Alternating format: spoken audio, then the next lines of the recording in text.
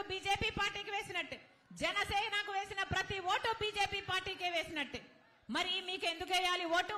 నేరుగా బీజేపీ పార్టీకే వేస్తే సరిపోయింది కదా. అందుకే చెప్తున్నాం, ప్రజలను హెచ్చరించాల్సిన అవసరం ఉంది. ప్రజల దగ్గరకు వెళ్ళండి.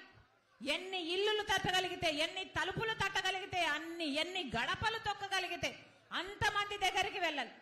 ఎన్ని సంఘాలను వీలైతే అన్ని సంఘాలను కలవండి. రానున్న 70-80 రోజుల్లో ఎంతమందిని ఇన్ఫ్లుయెన్స్ చేయగలిగితే అంతమందిని ఇన్ఫ్లుయెన్స్ చేసే ఇన్ఫ్లుయెన్సర్లుగా ఒక్కొక్కరు కాంగ్రెస్ పార్టీ నాయకులు కార్యకర్తలు తయారు కావాలి. ఒక్కొక్కరు ఒక్కొక్క సైనికుడిగా కాదు, ఒక్కొక్కరు ఒక్కొక్క సైన్యములా మారాల్సిన అవసరం ఉంది. కష్టపడదాం. ఈ 90 రోజులు 80 రోజులు కష్టపడదాం. పార్టీ కోసం పని చేద్దాం. పొద్దున లేస్తే ఒక లిస్టు తయారు చేసుకోండి. ఈ రోజు నేను ఎవరి దగ్గరికి వెళ్ళాలి, ఎన్ని ఇల్లులు వెళ్ళాలి, ఎన్ని సంఘాల దగ్గరికి వెళ్ళాలి, ఎంత మందితో మాట్లాడగలం, ఒక లిస్టు తయారు చేసుకోండి.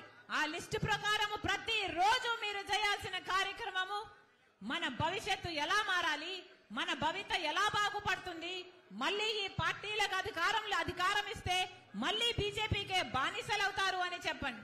రాజశేఖర్ రెడ్డి గారు బీజేపీకి వ్యతిరేకి అని చెప్పండి. ఎందుకంటే అది మతతత్వ పార్టీ కాబట్టి, ఎందుకంటే మతం పేరుతో చిచ్చు పెట్టే పార్టీ కాబట్టి. ఇవన్నీ విషయాలను ప్రజల దగ్గరకు తీసుకువెళ్లాల్సిన బాధ్యత నా పైన మీ పైన ఉంది.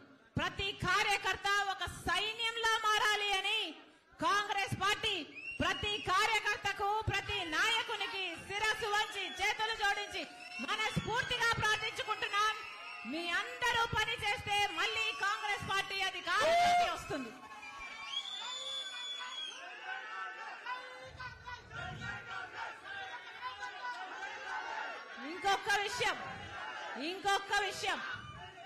ఇంకొక విషయం, ఒకప్పుడు వైసీపీ పార్టీని నా భుజాన వేసుకుని పాదయాత్ర చేశాను.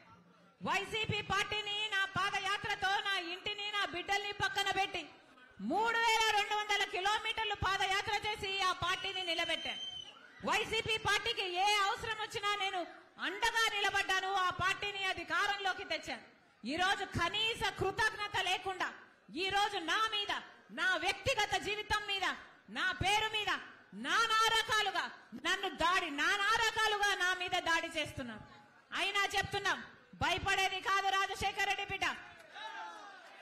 పులి కడుపున పులే పుడుతుంది. నా ఒంట్లో ప్రవహిస్తున్నది రాజశేఖర్ రెడ్డి రక్తం. వైఎస్ షర్మిలా రెడ్డి ఇక్కడ. నా గుండెలో నిజాయితీ ఉంది.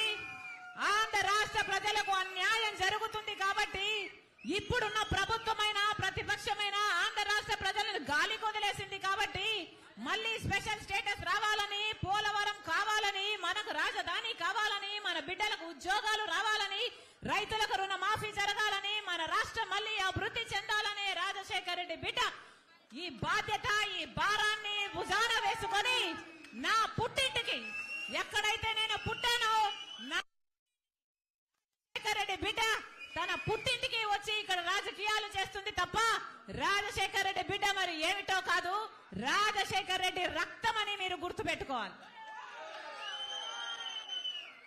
నా మీద ఎన్ని దాడులు చేసినా పర్వాలేదు, ఎన్ని అటాక్స్ చేసినా పర్వాలేదు, నన్ను ఎంత కించపరిచినా పర్వాలేదు, రాష్ట్ర ప్రజలకు న్యాయం జరగాలి.